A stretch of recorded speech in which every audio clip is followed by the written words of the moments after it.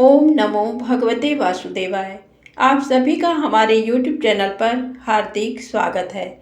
चैत्र मास के कृष्ण पक्ष की पाप मोचनी एकादशी व्रत कब है, आइए जाने शुभ मुहूर्त, पूजा विधि, व्रत महत्व और पौराणिक कथा के बारे में।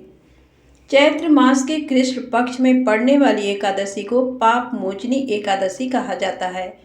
विष्णु पुराण में बताया गया है कि पाप मोचनी एकादशी के प्रभाव से सभी पापों का अंत होता है और इस व्रत को करने से सभी पापों के दंड से मुक्ति मिलती है। भविष्य पुराण में विस्तार से वर्णन किया गया है कि इस व्रत में भगवान विष्णु के चतुर्भुज रूप की पूजा की जाती है। आइए जानते हैं पाप मोचनी एकादशी का शुभ मुहूर्त, महत्व और पौराणिक कथा के बारे में। पाप मोचनी एकादशी का व्रत 18 मार्च को रखा जाएगा। इस दिन श्री हरि की तुलसी पत्र से पूजा करनी चाहिए।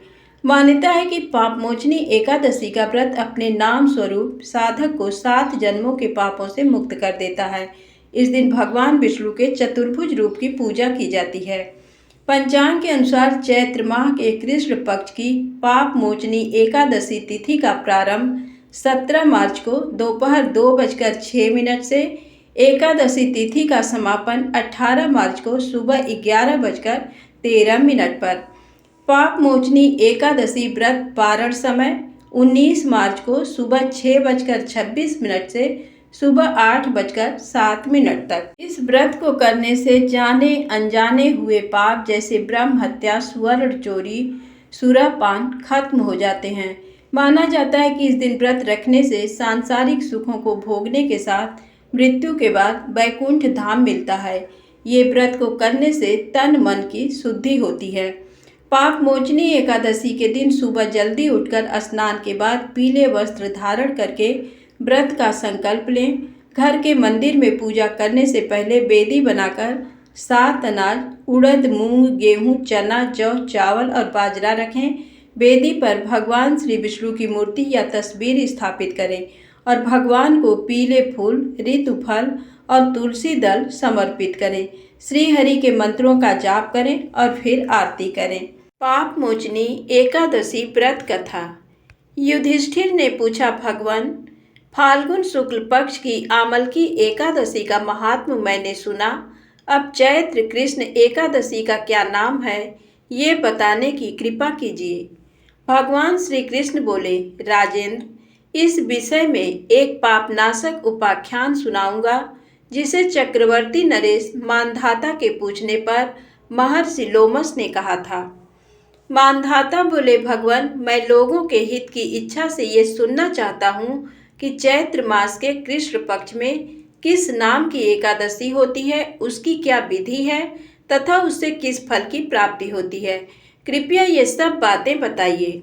लोमस जी ने कहा, नृपश्रेष्ठ, पूर्व काल की बात है। अप्सराओं से सेवित चैत्र रथ नामक वन में, जहाँ गंधर्वों की कन्याएं अपने किंकरों के साथ बाजे बजाती हुई विहार करती हैं, मंजुघोषा नामक अप्सरा मुनिवर मेधावी को मोहित करने के लिए गईं। वे महर्षि उसी वन में रहकर ग्रहचर्य का पालन करते थे। मंजुघोषा मुनि के भय से आश्रम से 1 कोस दूर ही ठहर गईं और सुंदर ढंग से बीड़ा बजाती हुई मधुर गीत गाने लगीं। मुनिश्रेष्ठ मेधावी घूमते हुए उधर जा निकले और उस सुंदरी अप्सरा को इस प्रकार गान करते देख सेना सहित कामदेव से परास्त होकर बरबस मोह के वशीभूत हो गए। मुनि की ऐसी अवस्था देख मंजुघोषा उनके समीप आई और बीड़ा नीचे रखकर उनका आलिंगन करने लगी।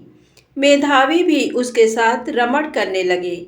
काम बस रमण करते हुए उन्हें रात और दिन का भी भान न रहा। इस प्रकार मुनिजनोचित सदाचार का लोप करके अप्सरा के साथ रमण करते उन्हें बहुत दिन व्यतीत हो गए।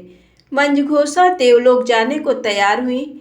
जाते समय उसने मुनि मेधावी से कहा, ब्राह्मण, अब मुझे अपने देश जाने की आज्ञा दीजिए। मेधावी बोले, देवी, जब तक सवेरे की संध्या ना हो जाए तब तक मेरे ही पास ठहरो। अप्सरा ने कहा, विप्रवर, अब तक न जाने कितनी संध्या चली गई। मुझ पर कृपा करके बीते हुए समय का विचार तो कीजिए। लोमस जी कहते हैं, राजन, अप्सरा की बात सुनकर मेधावी के नेत्र आश्चर्य से चकित हो उठे। उस समय उन्होंने बीते हुए समय का हिसाब लगाया तो मालूम हुआ कि उसके साथ रहते 57 वर्ष हो गए। उसे अपनी तपस्या का विनाश करने वाली जानकर मुनि को उस पर बड़ा क्रोध हुआ। उन्होंने शाप देते हुए कहा, पापिनी, तू पिशाची हो जा। मुनि के शाप से दग्ध होकर वह विनय से नतमस्तक हो बोली, विप्रवर, मेरे शाप का उद्धार कीजिए। 7 वाक्य बोलने या 7 पद साथ साथ चलने मात्र से ही सत्पुरुषों के साथ मैत्री हो जाती है। ब्राह्मण, मैंने तो आपके साथ अनेक वर्ष व्यतीत किए हैं, अतः स्वामिन मुझ पर कृपा कीजिए।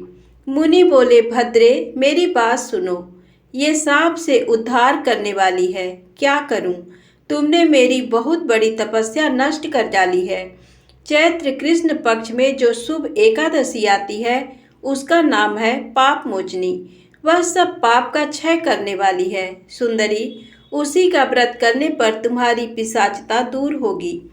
ऐसा कहकर मेधावी अपने पिता मुनिवर च्यवन के आश्रम पर गए।